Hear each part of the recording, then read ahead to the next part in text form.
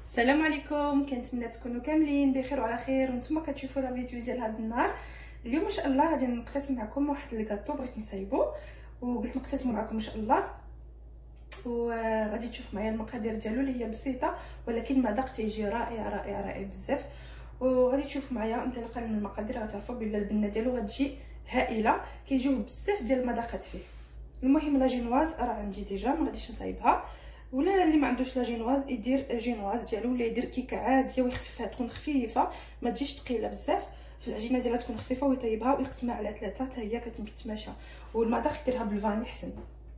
هنا غادي نحشيها بالفواكه بطبيعه الحال. عندي هنا الخوخ معلب بالسيرو ديالو، وعندي هنا الحشوه الاخرى اللي غادي ندير فيها عده حشوات غتشوفوا معايا.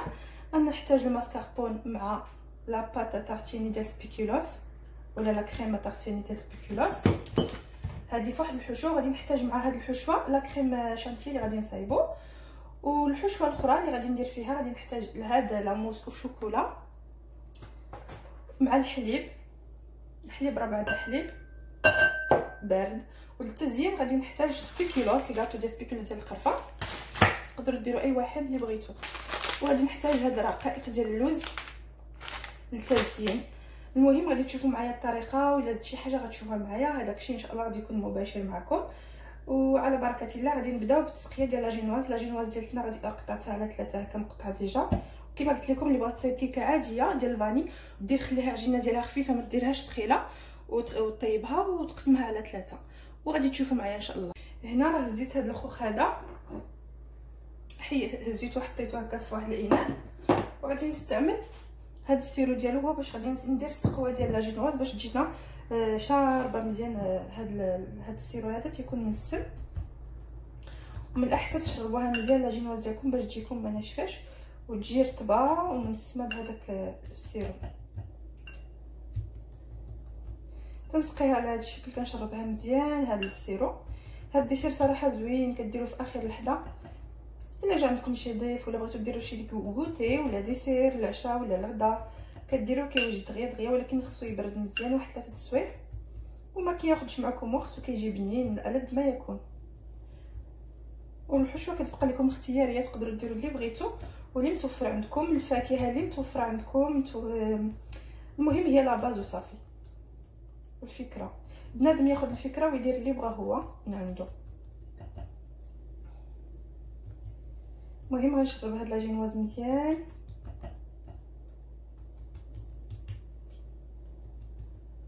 ما تخافوش من لا جينواز، واخا تشربوها مزيان سميتو هاد السيرو كتشرب مزيان مزيان فاش كتبرد. فوالا هادي غادي نخليها كتشرب مزيان، وغادي تشوفوا معايا شنو غادي ندير. هنا درت لا كريم فريش او القشطه الطريه اللي شفتوا معايا باش نصايبوا لا شانتي، وغادي نزيد لها واحد الساشي ديال الفاني اللي ما وريت لكمش في المقادير قبيله باش يتنسم ليا بالفاني هاد لا كريم شانتي. ومن بعد غادي تشوفوا معايا التتمه. المهم من بعد ما ضربت لا شانتي ديالي هما كتشوفوا مع الفاني كتجي مسمه بالفاني، كنخليها على جنب. غادي نهز واحد الاناء اخر باش ندير فيه هاد سبيكولوس تارتيني، هاد لاباط ديال ولا كريم ديال سبيكولوس ديال الكاطو ديال القرفه، وندير فيه لا ماسكاربون. وغادي نحركهم كاملين عاد باش نضيفهم لا كريم شانتي ولا نضيف لهم لا كريم شانتي. على بركه الله ندير الماسكاربون، نجيب واحد الملعقه وغندير لاباط سبيكولوس. كتجي بنينه هاد لاباط، كتعطي واحد المذاق رائع.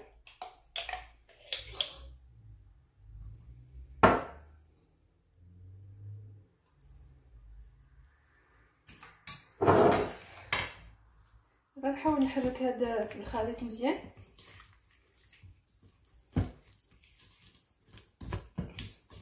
كيجي كريمي هذا الخليط، وهذيك لا كريم شانتي هي اللي غادي تخففوا لينا وتعطي ديك لا ليجيرتي ديال لاموس.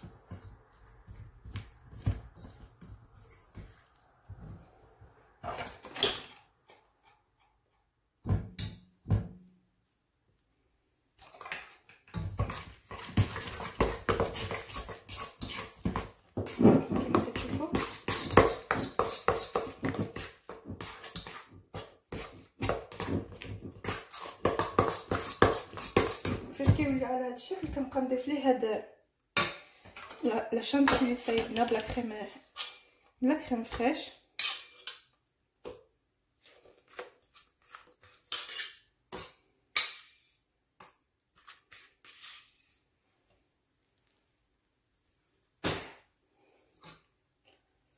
وغادي نخلط هاد الخليط مزيان حتى يولي عندي خفيف الخليط.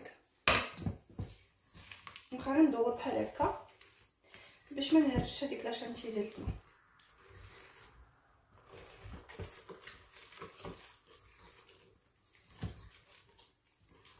غنستمر بهذا التحريك بحال هكا تنجيب الدوره بحال هكا بلا سباتول حتى تولي عندي اون موس ونطلقها.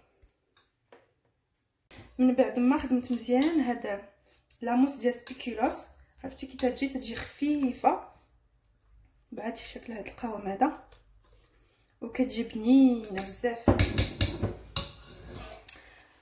غادي ندوزو للحلوه ديالنا نصايبوها.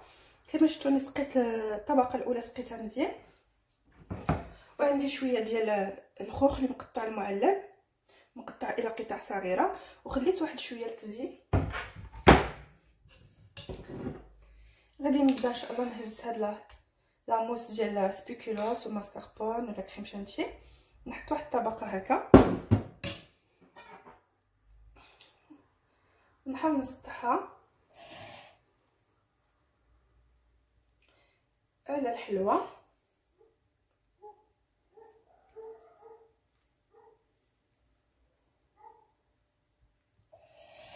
كنحيد داك الزائد او الفائض اللي ما محتاجينوش.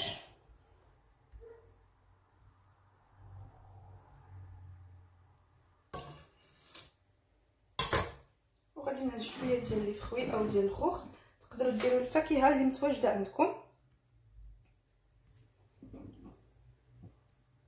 ماشي ضروري الخوخ، ماشي ضروري اي فاكهه تقدروا ديروها.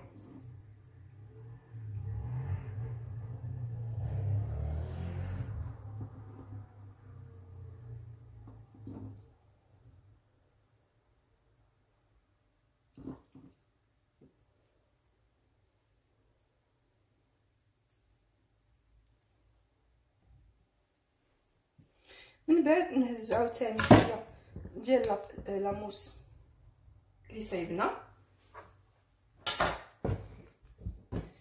ونحط شويه من الفوق باش تساعد لي الكاطو ديالي يلتصق، اولا الطبقه الثانيه باش تلتصق على هاد لي فخوي. كنحط غير الوسط بحال هكا صافي. وغنجيب الطبقه الثانيه ديال لا جينواز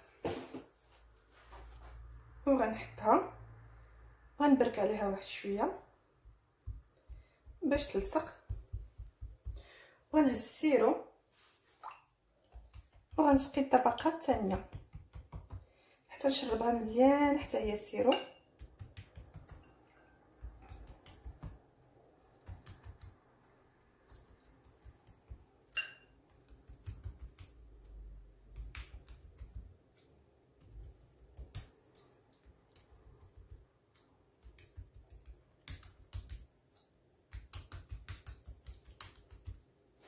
فوالا كيما تشوفوا هنا عندي واحد البلاصه شويه هابطه، صافي جيت نزيد لها شويه ديال الديسير باش يكون السمك بحال نزيد لها شويه ديال الفخوي بحال هكا، وهي تصايبات باش يكون عندي واحد طبقه متساويه.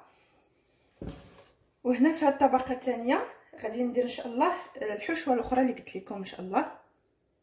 هنا بالنسبه للحشوه الثانيه غادي ندير هذاك الربعه ديال الحليب اللي بارد، وغادي ندير هاد لاموس والشوكولا.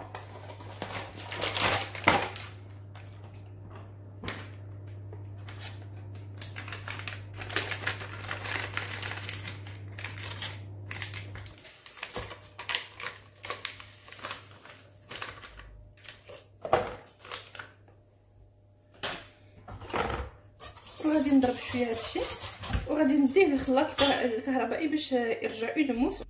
غنديرو في الخلاط الكهربائي هذيك لاموس وغادي نخليها تضرب واحد 10 ديال الدقائق حتى تولي قابطه راسها وتولي مزيان ينموس بحال كما كتبان لكم.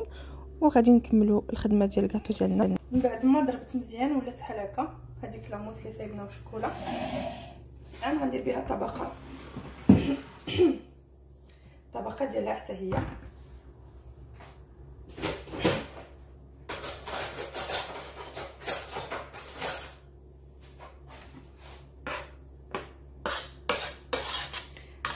هاد الطبقه الوسطى هي اللي درت بالشوكولا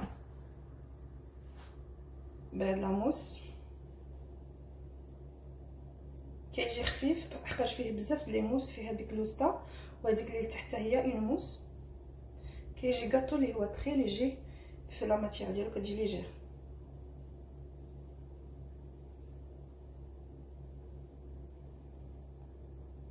كنسطح ليه كما قلت لكم دائما السطح ديالو باش يجي متساوي وما يجينا الكاطو ديالنا السطح ديالو متساوي، ما كيبانش شي معوج شي طالع شي هابط. فوالا هكا درت الطبقه الوسطانيه.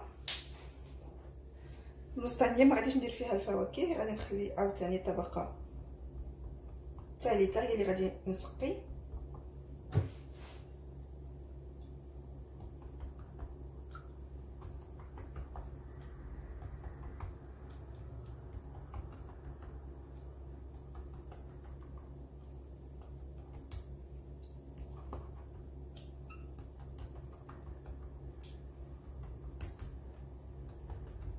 نسقيه مزيان، ضروري نسقيه باش يجينا خفيف الكاطو يجينا رطب.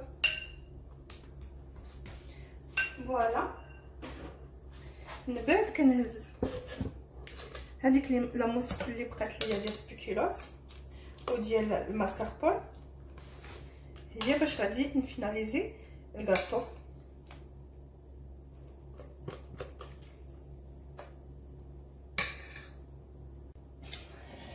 الان غادي ندير كاع هاد لاموس كامله على الكاطو باش نصايب ليه السطح ديالو ونجيبها كامله مغطيه بهاد لا كريم اولا هاد لاموس والجوانب.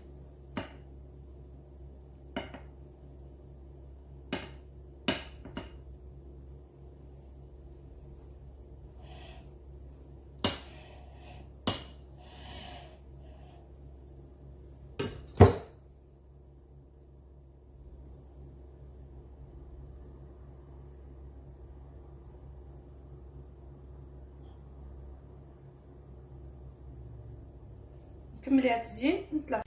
فوالا من بعد ما صايبت ليها كامل هذيك لا شانتي ديالتها وديك داك لا كريم وداك لاموس اللي صايبنا، دوزتها على الجوانب وسي ولصقت فيهم هاد اللوز المهرمش اللي شفتو معايا ود رقائق اللوز بحال هكا، لصقتهم لي على الجوانب ديالها. وهنا عندي شويه ديال سبيكولوس او الكاطو ديال القرفه هذاك اللي شفتو معايا، طحنته في الطحانه الكهربائيه حتى ولا عندي بحال هكا. وعندي شويه ديال الخوخ قطعته حتى هو، وغادي نكملوا ليها التزيين ان شاء الله. غادي نزينها بسبيكولوس، كيجي فيها مذاق رائع ديال سبيكولوس والخوخ والشوكولا اللي درنا لاموس الشوكولا الوسط، كيجي مذاق رائع. كنتمنى تجربوها وتشوفوا.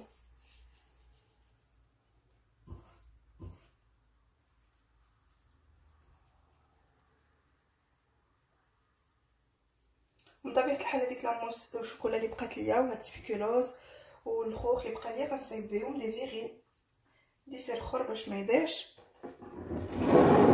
وهنا غادي نهز شويه ديال الخوخ اللي قطعت على شكل وريده. كما قلت لكم التزيين كيبقى لكم على حسب كل واحد.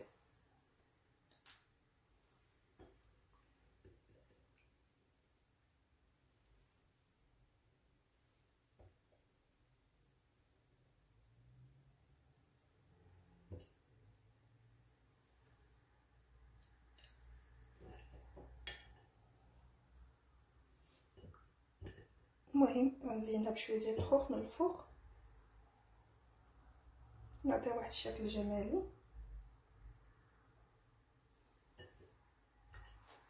ونعاود نزيد نقطع واحد الوريده اخرى. الحلوه ديالنا من بعد ما زيناها هاي كيفاش كتجي. زينتها بشويه د اللوز كما قلت لكم، رقائق ديال اللوز من الجوانب. الوسط درت ليها سبيكولوس والخوخ، وغادي نخليها في الثلاجه واحد 4 سوايع على الاقل ولا 3. في الثلاجه باش تبرد مزيان. عاد نقطعوها ونشوفوا ان شاء الله كيفاش كتجي من الداخل. كنتمنى فريمون نجربوا هذه الوصفه لحقاش كتجي بنينه، فيها بزاف ديال النكهات وبزاف ديال نكهات مختلفه، وبواحد داك لاشانتي اللي درنا ليها لداخل او الحشوه اللي درنا ليها كتجي خفيفه بجوج لا ديال الشوكولا لا الاخرى اللي صايبنا بالماسكاربون، كيجيو فريمون بحال سي دي موس ماشي دي كريم. والمهم غاديش نطول عليكم، غادي نديرها في الثلاجه ونتلاقاو من بعد باش تشوفوا النتيجه كيفاش. وهذيك لاموس الشوكولا اللي بقات ليا غير باش ما تضيعش راه درتها في ليفيرين هكا، ودرتها بشويه ديال البنان شويه ديال لي فروي وشويه ديال هذيك لا بودر دو سبيكولوس اللي شات ليا، حتى هما غنديرهم في الثلاجه يبردوا. كيجي ديسير رائع وسهل. فوالا غادي نشوفوا النتيجه ان شاء الله ديال الكاطو مجموع. المهم بعد ما برد ليا الحلوه ديالي او الكاطو 3 سوايع اللي خليته في الثلاجه، هي من الاحسن كل ما خليته كتر كيجي مزيان.